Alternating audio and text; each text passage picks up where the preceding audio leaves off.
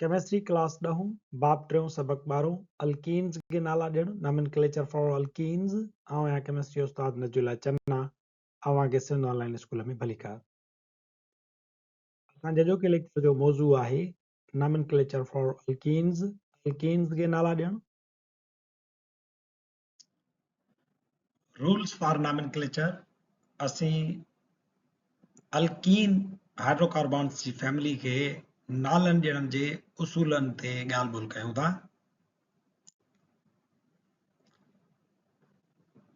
Number पहिरियों उसूल इहो आहे त identify the longest continuous chain of carbon atoms that contains the carbon carbon double bond. हाणे अल्कीन आहे त यानी उन मंझि कार्बन कार्बन जो डबल बॉन्ड मौजूदु हूंदो। सो असां छा कंदासीं, सभ खां पहिरियां त longest continuous chain of carbon atoms ॻोल्हींदासीं, आइडेंटिफाई कंदासीं। पर इहो ज़रूरु यादि रखणु घुरिजे त उन कंटिन्यूअस लॉन्गेस्ट चेन में कार्बन कार्बन जो डबल बॉन्ड मौजूदु हुजे। मिसाल जे तौर ते हेॾां असांखे ही हिकिड़े क़िस्म जो अल्कीन जो मुरकिब आहे। हाणे जेकर हिन जो असां हेॾां शुरूआत कयूं नंबरिंग जी 1 2 3 4 5 हीअं थियो। पर जेकर वरी ॿी असां पंहिंजी चेन लॉन्गेस्ट चेन ॻोल्हण जी कोशिशि कयूं त थींदो 1 2 3 4 5 6। हाणे हीअ जेका चेन आहे उहा लॉन्गेस्ट कार्बन जी चेन आहे, पर इन मंझि कार्बन कार्बन डबल बॉन्ड कोन्हे को। हिन मंझि 6 कार्बन जी चेन थी थिए पर डबल बॉन्ड कोन्हे को। इन जे करे ही वारी जेका चेन आहे 1 2 3 4 5 इनखे सिलेक्ट कंदासीं छो त हिन मंझि डबल बॉन्ड कार्बन जो मौजूदु आहे। टे तरीक़े सां बि असां अञा कढी सघूं था चेन 1 2 3 4। त हाणे हेॾे हलिया वियासीं त इहो थी वियो 4 शॉर्ट थी वई। तंहिंजे करे हितां खां शुरूआत कयूं या हेॾां खां 1 2 3 4 5 ही असांजी लॉन्गेस्ट चेन आहे कार्बन जी। सो नंबर पहिरियों उसूल इहो आहे त longest continuous chain of carbon atoms ॻोल्हींदासीं जंहिं मंझि कार्बन कार्बन जो डबल बॉन्ड पिणु मौजूदु हुजे। हाणे ॾिसो त 5 असां वटि हिते कार्बन लॉन्गेस्ट चेन थी वई। The "ane" ending from alkane name is changed to "ene" to signify the presence of a double bond. हाणे अल्कीन जा जेके नाला आहिनि उहे असांजा साॻियो ई अल्केन मंझां ई ईंदा आहिनि। उन मंझां छा कंदासीं, सिर्फ़ु अल्केन जे नाले मंझां एन हटाए असां ईन खे ज़ाहिर कंदासीं त उहो असांखे ॿुधाईंदो त डबल बॉन्ड मौजूदु आहे, यानी अल्कीन फैमिली आहे। सो हिते ॾिसो 1 2 3 4 5 आहिनि। 5 कार्बन खे चवंदा आहियूं असां पेंटेन। पर हाणे पेंटेन मां ए एन ई हटाईंदासीं त थी वेंदो पेंटीन, यानी इहो हाणे डबल बॉन्ड खे ज़ाहिर करे थो त 5 कार्बन वारो आहे पर हुन में डबल बॉन्ड मौजूदु आहे, अल्कीन फैमिली जो आहे, त हुनजो नालो थींदो पेंटीन।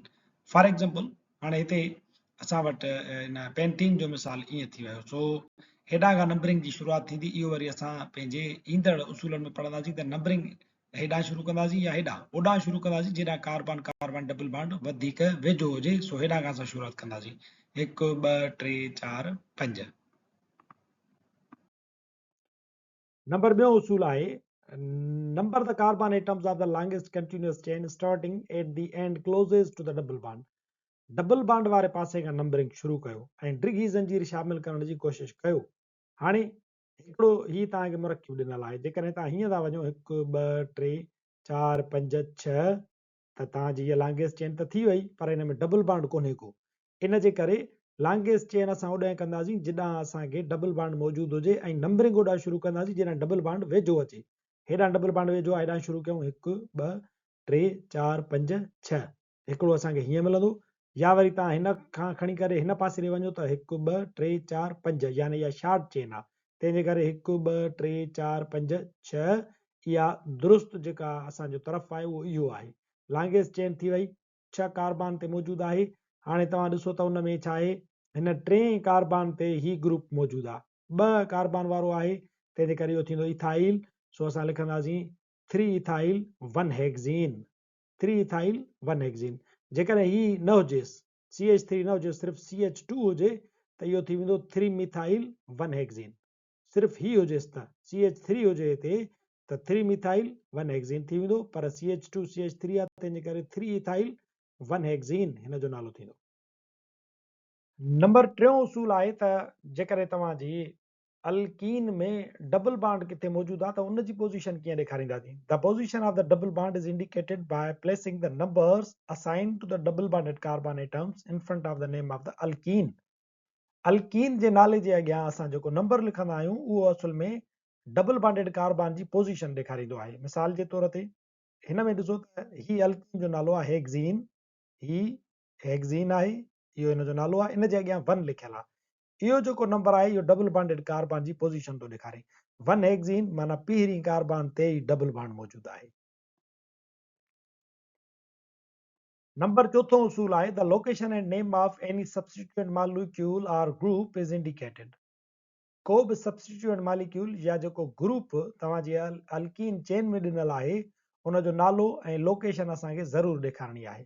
मिसाल जे तौर ते हाणे ही असां वटि हिकिड़ी चेन आहे, लॉन्गेस्ट चेन कीअं खणंदासीं असां, नंबरिंग ॾियो 1 2 3 4 5 6। हाणे हिन में सब्स्टिट्यूएंट मॉलिक्यूल या ग्रुप कहिड़ो आहे, हिकिड़ो ही आहे क्लोरीन, ऐं ॿियो तव्हांजो ही डबल बॉन्ड आहे। डबल बॉन्ड खे वेझे करण जे लाइ हेॾा नंबरिंग शुरू कईसीं असां, हिन पासे न कईसीं छो त डबल बॉन्ड परे थी वञे, तंहिंजे करे हेॾां शुरू कयोसीं 1 2 3 4 5 6। हाणे 6 थी वियो त हेक्सीन, त माना असांजो हे थींदो 2 हेक्सीन, इहो थी वेंदो आख़िर में 5 क्लोरो अॻियां ईंदुसि। सो नालो छा थी वियो, 5 क्लोरो 2 हेक्सीन, 5 क्लोरो 2 हेक्सीन इन जो नालो थी वियो। उसूल नंबर 5 आहे if there are 2 or more double bonds in the chain। उसूल नंबर 5 तॾहिं इस्तेमालु थींदो जेकॾहिं चेन में 2 या 2 खां वधीक डबल बॉन्ड मौजूदु हुजनि।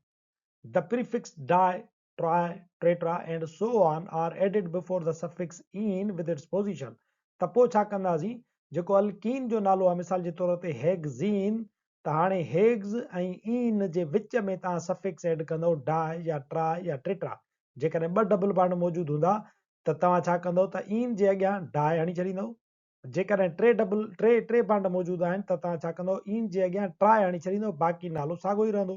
मिसाल जे तौर ते हाणे ही असां वटि हिकिड़ी चेन आहे अल्कीन जी जंहिंमें 6 कार्बन आहिनि, त यानी इहो छा थी वियो असांजो हेक्सीन थींदो। पर हिन में डबल बॉन्ड ॾिसो मौजूदु आहे, हिकिड़ो ॿिए ते, ॿियो आहे चौथे ते, तंहिंजे करे पहिरियां हिननि जो नंबर्स लिखंदासीं 2 4 2 4। नालो छा अथसि, हेक्सीन आहे न, तंहिंजे करे घणा बॉन्ड आहिनि 2, त छा थींदो 2 4 हेग्स डाइईन, 2 4 हेग्स डाइईन। हूअं असां छा लिखूं हा 2 4 हेक्सीन, पर जीअं त 2 डबल बॉन्ड मौजूदु आहिनि तंहिंजे करे उहा प्रीफिक्स ॾियणी पवंदी 2 4 हेक्साडाइइन। इहो हिन जो नालो आहे। असांजो अॼोको लेक्चर अल्कीन जे नॉमेनक्लेचर सां गॾु हिते पुॼाणी ते पहुचे थो। वरी हाज़िर थींदासीं नए लेक्चर सां गॾु। तेसीं ताईं ॾिसंदा रहो सिंध ऑनलाइन स्कूल।